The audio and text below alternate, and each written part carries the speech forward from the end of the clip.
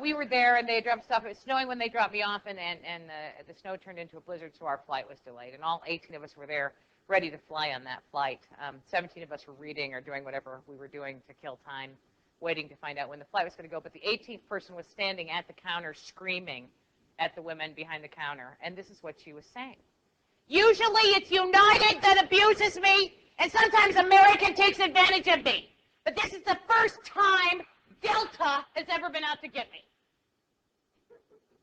Now, the rest of us are looking at the snow thinking, what did those women do? Seed the clouds, right? I mean, she's blaming the airline for the blizzard. So when I see that kind of crabbiness happening, I don't think of it as a challenge. I don't think of it as a problem. I think of it as an opportunity.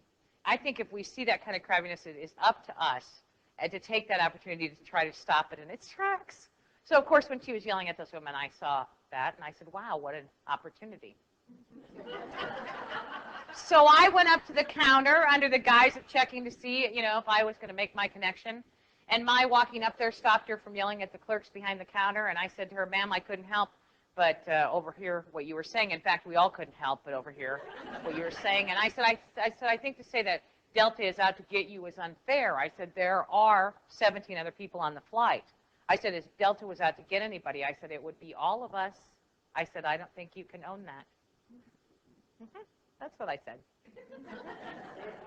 And you know what? My goal in life is to lighten people up, and I'll tell you what, I lit her up.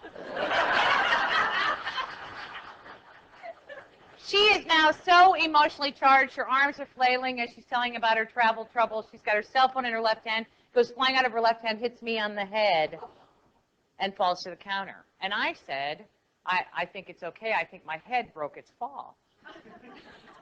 Well, now I got to tell you, the Delta women had been very professional until this point, but they hardly could take it. Their little lips were shaking at this point. And the woman said, and she, of course, had completely changed her perspective. We changed, she changed her direction. And she said, I'm so sorry. I apologize profusely. And ended her apology by saying, I guess I'm just not the brightest crayon in the box. Well, I didn't know what to say to that, so I just nodded my head. But the Delta women couldn't take it anymore, so they ducked behind the wall, the fake wall, like these over here, and you heard this going on.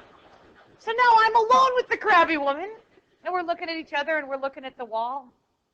And she said, I know it sounds corny that I use that old saying, but we say it all the time where I work. And I said, well, where do you work? And she said, Crayola. And I said, well, listen, when you're checking the color on your crayon, you might want to check the sharpener on the back of the box, I said. It seems to be a little pointed.